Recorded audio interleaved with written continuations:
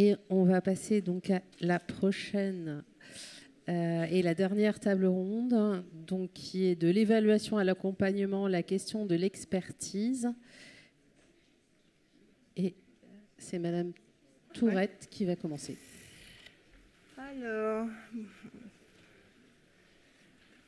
bonsoir à tous. Donc un peu de fraîcheur pour vous, peut-être parce que je me sens minoritaire ici, j'ai quelques collègues avec moi. Donc Andrea Tourette, juge des enfants à Clermont-Ferrand. J'ai été sollicitée sur cette question de quels sont les outils à disposition des juges pour l'évaluation des situations des mineurs auteurs de violences sexuelles. Ma collègue précédemment a insisté sur le CJPM, donc le volet pénal.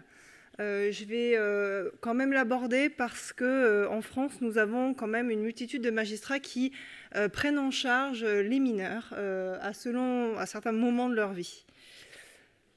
Voilà, donc je vais commencer déjà par cette donnée légale qui est à peu près un de nos... On n'a pas beaucoup d'articles en tant que juge des enfants au civil, mais celui-ci, c'est notre base.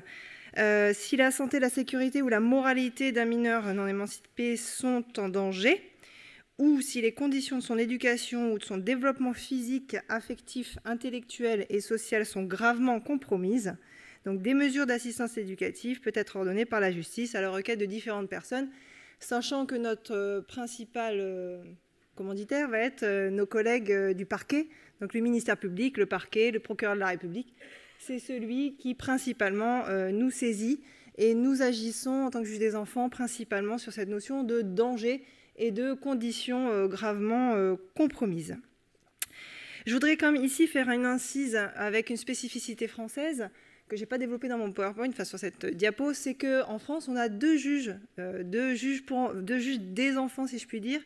Il y a le juge des enfants, celui que j'incarne aujourd'hui, et la notion principale, ça va être celle du danger. Il aura aussi une autre casquette qui va être celui qui a été développé par ma collègue, c'est le juge qui va s'occuper de l'enfance délinquentielle. Donc le passage à l'acte, le petit délinquant, le monstre, comme on a pu l'évoquer, mais en fait, tout un chacun, ça reste un enfant. Et le fait qu'en France, on ait choisi de garder cette double casquette et protection de l'enfance et juge qui va s'occuper de l'enfance délinquante, eh bien, ça fait toute la richesse de l'appréciation, notamment du passage à l'acte et du curseur qu'on va pouvoir déployer. Également intervient pour les enfants ce qu'on appelle le juge aux affaires familiales. C'est juste une aparté, mais ce n'est pas le juge des enfants. Le juge aux affaires familiales, il est là pour statuer s'agissant des droits de visite et d'hébergement, de la résidence principale. Il a d'autres outils que ceux que je vais exposer après. Il intervient sur un temps donné qui celui d'un temps beaucoup plus court. Le juge des enfants, il est saisi à un point A et il peut suivre l'enfant jusqu'à 18 ans. Le juge aux affaires familiales, lui, il est saisi d'une demande, il tranche la question et ensuite il a terminé son office. Donc évidemment, ce volet civil va devoir être coordonné avec le volet pénal. Et donc on travaille les uns avec les autres, c'est-à-dire avec le procureur de la République, le juge des enfants et le juge d'instruction. Donc comme l'a dit ma collègue ce matin, le juge d'instruction va revêtir cette petite casquette du juge des enfants lorsqu'il est saisi de crimes commis par un mineur. Et donc à ce moment-là, il va devoir s'ouvrir à la spécificité du juge des enfants.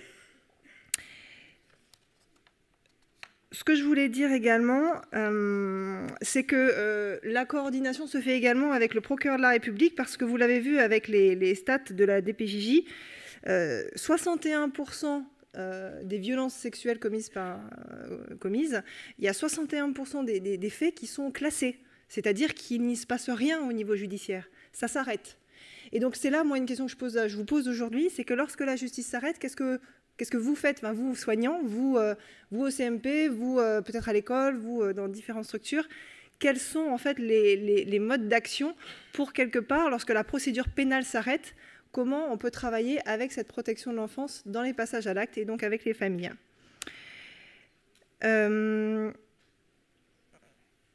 Je voulais aussi rapprocher différentes notions dans cette coordination. Le juge des enfants, il va être garant donc d'un côté de la répression, la délinquance, mais aussi de la protection, de l'éducation et de la prévention.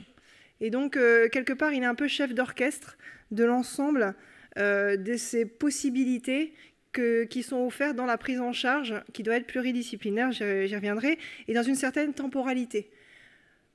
Il va y avoir un fait de violence sexuelle, ça va être su de différentes manières, et après, il y a une prise en charge, différentes procédures qui s'enclenchent, et l'idée, c'est de se coordonner les uns les autres, sachant que la justice est toujours trop longue. Donc, s'agissant des outils qu'on peut déployer, donc, on m'a demandé de travailler sur la mesure judiciaire d'investigation éducative. C'est une mesure qui a été créée après. Avant, on parlait d'enquête sociale, et dans les années 2010-2011, c'est le législateur qui a choisi de créer cette mesure, qui est un gros outil, qui offre un cadre qui peut être très, très, très riche pour comprendre les mécanismes du fonctionnement d'une famille, tant par le prisme du danger, donc la casquette protection de l'enfance, que de la casquette enfance délinquante. À chaque fois, je vais y revenir, mais on peut prononcer cette mesure sur les deux types de procédures, et civile et pénale. Donc l'objectif, c'est de recueillir les éléments sur la personnalité du mineur, sa situation familiale, sociale, et sur le sens des actes qu'il pose ou qu'il subit. Donc c'est une grande phase, et on a pas mal discuté de la question du discernement aujourd'hui. Ces mesures, il y a 4 grands principes. L'interdisciplinarité, donc on va mandater des services spécifiques que j'exposerai, donc des éducateurs, des psychologues, des assistantes sociales qui vont travailler avec l'enfant, mais aussi avec sa famille et son environnement au sens large. La modularité, j'y reviendrai avec différents types de modules que l'on peut créer, mais on ne les crée pas tout seul dans la justice, en fait, on a besoin de partenaires. Le délai de la mesure, il dure 6 mois. Donc pendant 6 mois, il va y avoir une investigation avec le mineur. Et en fait, les solutions seront préconisées à la fin de la mesure. Donc ça va être un non-lieu, c'est-à-dire qu'admettons, il n'y a pas de danger pour le mineur. Dans ce cas-là, ça peut s'arrêter. Il peut y avoir des interventions, des mesures d'assistance éducative en milieu ouvert. Donc des éducateurs qui vont venir dans la famille travailler certaines problématiques et objectifs pour travailler le danger. Ça peut être dans le cadre d'une mesure éducative judiciaire que ma collègue a évoquée ce matin. Et on peut aussi également travailler la question d'un placement. On l'a un peu évoqué aujourd'hui avec M. Séraphin qui a, je pense, bien posé la question de savoir est-ce qu'on place pas, est-ce qu'on place la victime, est-ce qu'on place l'auteur, est-ce qu'au contraire on travaille avec les victimes. C'est des vraies questions que nous, un peu au quotidien, on se pose sans vraiment de solution théorique. Et j'avoue qu'être ici parmi vous me permet de nourrir mes réflexions. Donc les acteurs, donc principalement il y a 2 grands acteurs chez nous, alors ça dépend des territoires, on aboutira aussi aux conclusions, mais il y a vraiment quand même une disparité territoriale en France, mais principalement on a la PJJ qui vous ont préparé les statistiques, mais qui font quand même un gros travail d'analyse, de travail, de recherche et d'accompagnement des mineurs sur le terrain.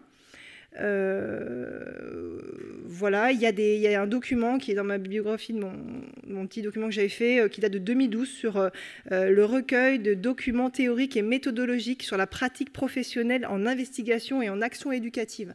Donc il y a vraiment des questions aujourd'hui pour harmoniser les pratiques de ces éducateurs qui interviennent auprès des mineurs. Et il y a le secteur habilité, on appelle ça le SAH, donc principalement les ADSEA, les associations départementales de sauvegarde de l'enfant et de l'adolescent. Voilà. Et donc, dans une mesure d'investigation éducative, qui va être pour toutes les notions de danger, parfait. Il y a la possibilité d'introduire ce qu'on appelle des modules d'approfondissement. On aime bien le mot module, apparemment. Et il y en a une qui peut être un module d'approfondissement en matière familiale et sexuelle. Et on va travailler avec nos partenaires, donc la PJJ et aussi la DSEA ou d'autres associations, ça dépend des territoires, sur par exemple le poids du secret, le fonctionnement à huis clos, donc c'est des questions qu'on pose, sur le soutien de la famille, est-ce que lorsque le mineur est passé à l'acte, est-ce qu'il est défendu par la famille, est-ce qu'il n'est pas défendu par la famille, quels sont les soutiens, quelles sont les ressources qu'il peut avoir. Suite à la révélation des faits, on a évoqué aussi que la majorité des mineurs en fait reconnaissent les faits, pour la plupart. Quel retentissement psychologique il peut y avoir au niveau de la victime et également au niveau de l'auteur. L'auteur, il n'est pas non plus sans émotion et sans ressenti. Donc la démarche d'investigation approfondie doit permettre d'explorer plus en avant le contexte de l'agression sexuelle, d'en aborder la nature, d'en évaluer les effets sur le mineur, sa famille, leurs relations, de même qu'avec son entourage. Il s'agit de mettre les mots sur le passage à l'acte, à interroger le sentiment de culpabilité de l'auteur, l'empathie vis-à-vis de la victime, à remédier à l'isolement social éventuel du mineur et à repérer les adultes ressources dans son environnement. Donc on est beaucoup dans quelque chose de remise en lien. Les difficultés auxquelles je suis confrontée, des délais trop longs de prise en charge. Quand je leur donne, il y a moi sur mon territoire, en tout cas en Auvergne, dans le département du Puy-de-Dôme, il y a 3 à 6 mois de prise en charge, donc il ne se passe rien pendant ce délai-là. L'instruction qui est trop longue, les procédures pénales qui sont trop longues, qui vont avoir des impacts, je pense aussi sur la prise en charge des soins et la temporalité pour le mineur auteur. Hétérogénéité, sur la méthodologie, on en a parlé. La question aussi des moyens. Alors, il y a M. Taquet qui est là. Je m'interroge vraiment sur est-ce qu'il y a une vraie volonté politique nationale et départementale et locale de développer, de soutenir en fait ces actions de protection, parce qu'on a un maillage institutionnel défaillant aujourd'hui. Alors, il y a du travail corps à corps. Je veux dire parce qu'on connaît bidule, parce qu'on connaît machin, donc on essaie de bricoler quelque chose sur notre département avec les partenaires qu'on a, mais on n'a pas quelque chose de national qui nous permet vraiment de pouvoir offrir à, nous on parle de nos justiciables, vous allez parler de vos patients, etc., mais vraiment une prise en charge globale et cohérente. Quelques solutions, je m'inspire aussi du travail de Marie Roméo, qui est ici présente, je ne l'ai pas vue, mais qui a fait un document important sur les préconisations, je la laisserai développer. C'est quelques pistes que je vous soumets ici. Voilà l'offre de soins à créer, ce maillage, ce partenariat les uns avec les autres, travailler à la formation sur un référentiel commun qui pourrait être partagé entre tribunal judiciaire, soins, DPJJ et associations de prise en charge des mineurs ou des enfants ou des... voilà. Et voilà, merci.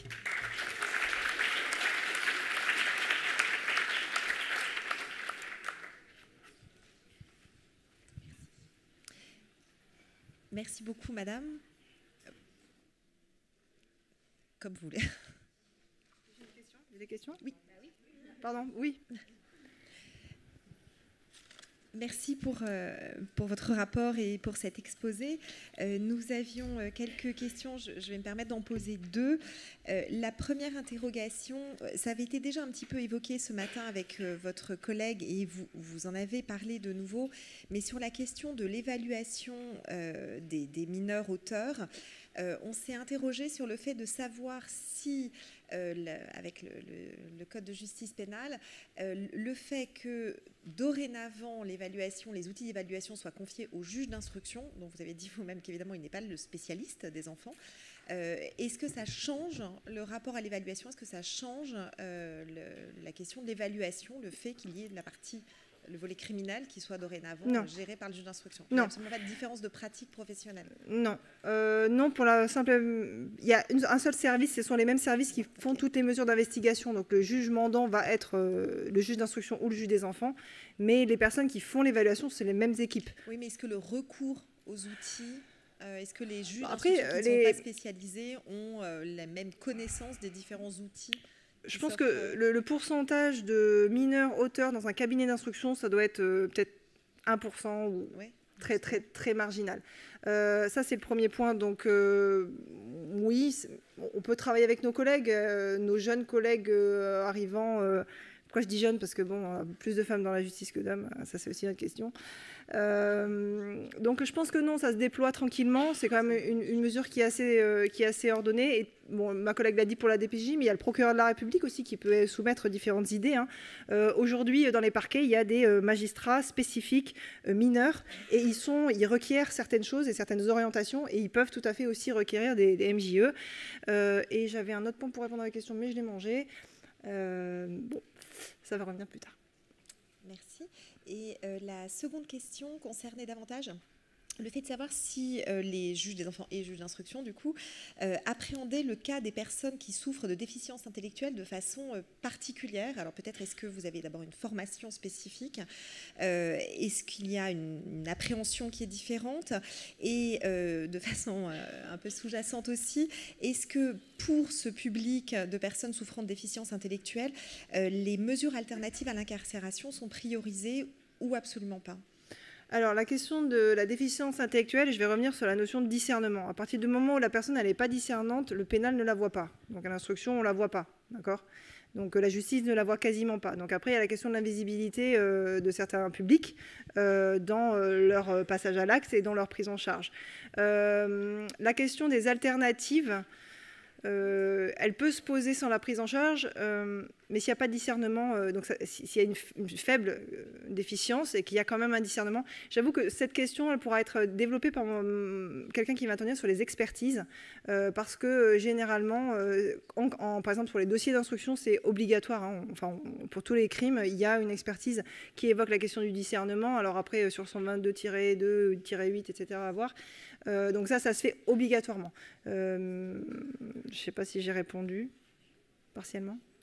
Si.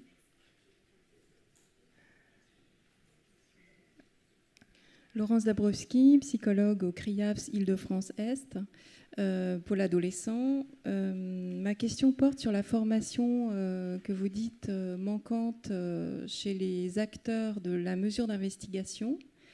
Alors bien sûr, les apports théorico-cliniques ont toute leur importance et il y a différentes possibilités pour les professionnels menant les mesures d'investigation de se former chacun dans leur champ respectif.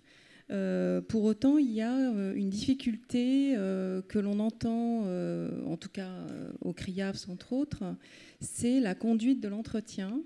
À savoir comment... Alors, c'est une question récurrente qui apparaît dans les groupes d'appui, en analyse des pratiques, sur tous ces temps-là d'échange, voilà, formation, sur tous ces temps-là d'échange avec les professionnels de terrain, notamment concernés par les mesures d'investigation très complexes auprès des auteurs de violences sexuelles.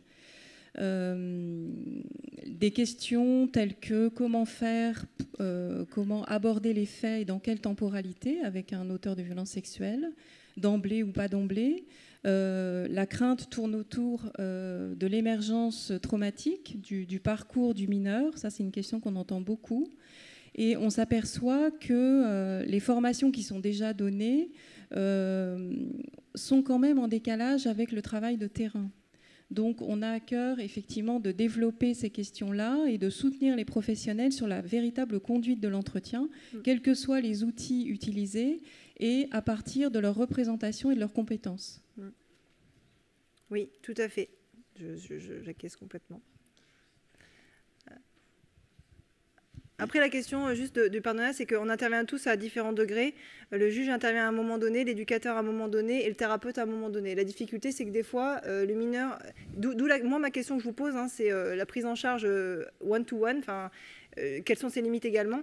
Et c'est une des pistes aussi qui est posée par Marie Romo sur le travail groupal, etc., ou sur les plans de prévention de la récidive, on appelle ça les PPR chez nous, les majeurs. J'étais déjà pendant quelques années sur ces problématiques d'infraction sexuelle. Donc en effet, il y a tout un travail d'harmonisation du référentiel initial de méthodologie. En fait, il y a le temps pour une dernière courte question. D'accord. J'essaye d'aller vite. Alors moi c'est une observation, je voulais juste préciser qu'il peut être utile de rappeler qu'en fin 2022, la PJJ, la Protection Judiciaire de la Jeunesse, elle a publié son premier référentiel de l'évaluation des situations des jeunes dans le champ pénal. Bon, j'en ai fait une petite analyse dans le cadre de ma thèse qui tend à montrer qu'on est encore loin des standards de la recherche criminologique, mais c'est quand même le premier référentiel qui mentionne des références criminologiques, alors en note de bas de page, Madame Cortoni qui est présente aujourd'hui, Madame Evans, Andrews et Bonta, etc. Donc c'est pas inintéressant. Indiquer aussi, pour faire le lien avec juste l'intervention précédente, qu'il peut y avoir des outils tels que le JSOAP et qu'on y a été formé en Guadeloupe. Et donc pour répondre à une question qui a été posée tout à l'heure, vous avez donc un professeur d'université au Québec qui s'appelle Jean-Pierre Gay, qui est le seul professeur certifié pour former en langue francophone. Et donc il a un institut, alors je ne travaille pas, je n'ai pas le lien d'intérêt, qui s'appelle Forensia, qui est rattaché à l'institut psychiatrique Pinel au Québec et qui peut utilement former donc au JSOAP, à Eraser aussi, et puis à des outils d'évaluation structurée du risque de récidive de délinquance générale. Voilà. Merci. Bravo. On va passer au...